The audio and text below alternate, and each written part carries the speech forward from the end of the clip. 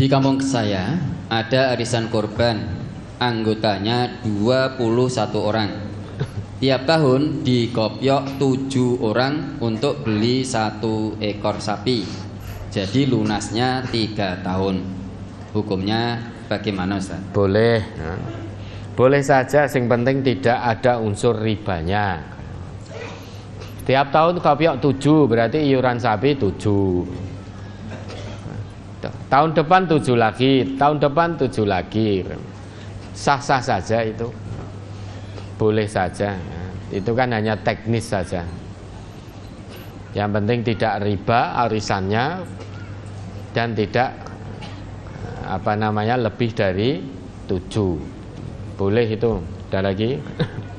Kambing di waktu kecil tanduknya patah. Setelah dewasa, tanduk yang patah dengan yang tidak bedanya hanya sedikit. Apakah sah untuk berkorban?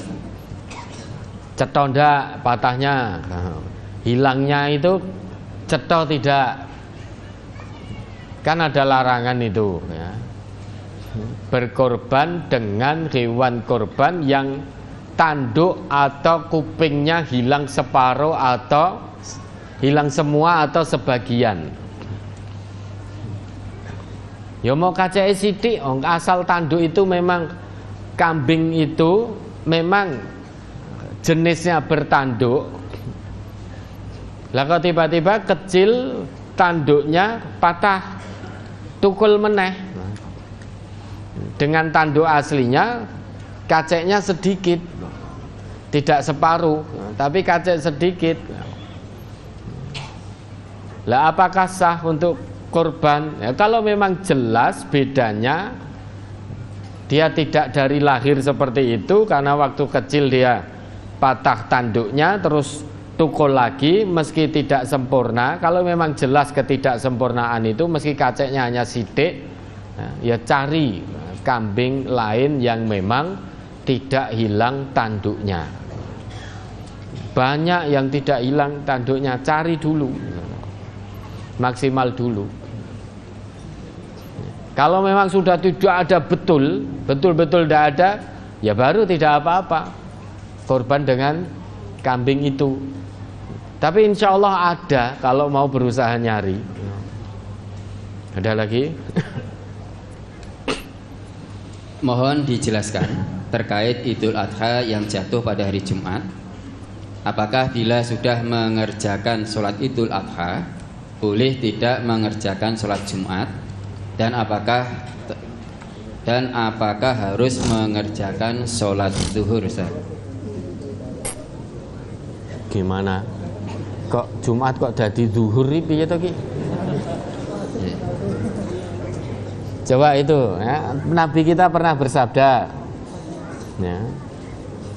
Nabi itu pernah bersabda, jika sholat Id bertemu dengan sholat Jumat, artinya hari raya Idul Fitri maupun Idul Adha itu jatuh pada hari Jumat, maka bagi kaum muslimin yang mencukupkan sholat Id tanpa mendirikan sholat Jumat itu ajza'ahu, ya udah cukup, tidak mengapa. Tetapi Nabi tetap mendirikan sholat Jumat. Bagi yang mencukupkan Id, dia tidak mendirikan Jumat lagi, ya tidak mengapa. Apakah harus sholat duhur? Tidak ada ketentuan dari Nabi tentang itu. Ya ini saya bacakan ya hadisnya. Ani bin Abbasin an Rasulillahi sallallahu alaihi wasallam annahu qala. Dari Ibnu Abbas, dari Rasulullah sallallahu alaihi wasallam, beliau bersabda, Ijtama'a idani fi yaumikum hada. Telah terkumpul, telah terhimpun pada hari ini 2 hari raya, yaitu hari raya dan Jumat. Karena Jumat itu juga hari raya bagi kaum muslimin. Artinya Idul Fitri atau Idul Adha jatuh pada hari Jumat. Ya, seperti tahun ini ya. Faman syaa ajza'ahu minal jumu'ati.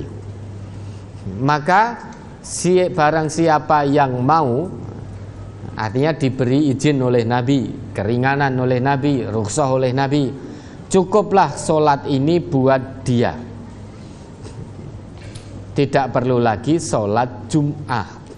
Cukuplah sholat ini, maksudnya cukuplah sholat id ini untuknya. Tidak perlu lagi sholat Jumat. Wa inna mujtami'una insyaallah. Tetapi kami, yaitu Nabi dan sahabat-sahabat beliau, tetap akan mendirikan sholat Jumat insyaallah. Hadis riwayat Ibnu Majah juz 1 halaman 416, nomor hadis 1311.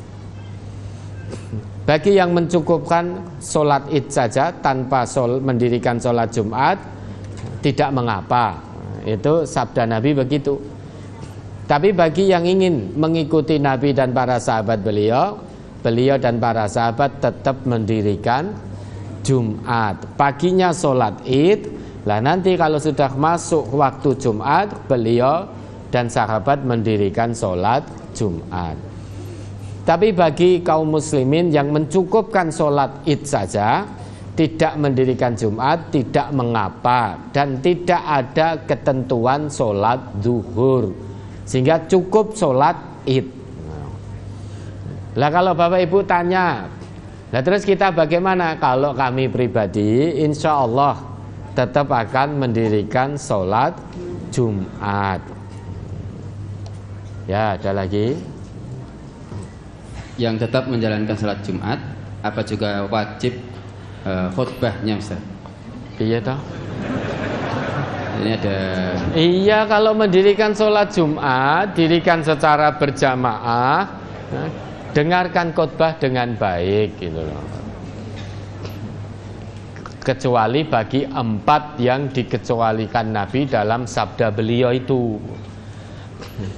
Abdun mamlukun, hamba sahaya, awim ro'atun, perempuan, au sobiyun, anak kecil, au maridun, orang yang sedang sakit. Kalau keempatnya ini boleh dia tidak mendatangi Jumat secara berjamaah. Lewong hamba sahaya, dia harus seizin tuannya.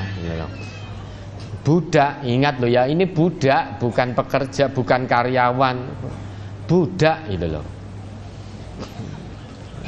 Perempuan, apalagi masih punya bayi yang masih merah, ini mungkin saja tidak memungkinkan untuk dibawa ke masjid mendatangi sholat Jumat. Maka dapat rukhsah dari Nabi. Anak-anak kecil, orang yang sedang sakit, sekarang sakit di rumah sakit, bagaimana mungkin mau mendatangi sholat Jumat?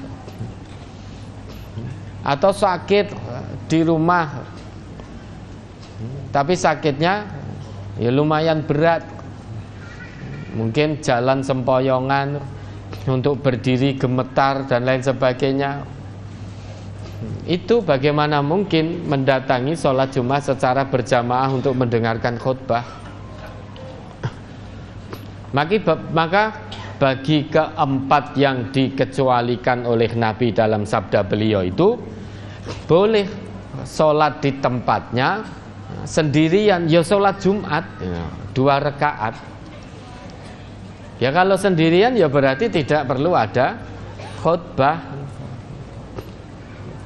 Maka sholat, misal sakit di rumah sakit, terbaring di atas tempat tidur, ya sudah, tidak mampu duduk, tidak mampu berdiri, sholat Jumat 2 rakaat dengan berbaring. Tapi yang tidak ada udzur, datangi sholat Jumat sejak sebelum khatib naik mimbar, usahakan untuk itu. Karena jika khatib sudah naik mimbar, malaikat menutup bukunya, yastami'una dzikr. Malaikat tutup buku dan malaikat mendengarkan khutbah dari khotib tadi. Maka usahakan yang tidak ada udzur datang Jumat sebelum khotib naik mimbar, biar malaikat masih buka bukunya. Karena begitu khotib naik mimbar, malaikat sudah tutup buku dan malaikat turut serta mendengarkan khutbah dari khotib tadi. Ya, ada lagi.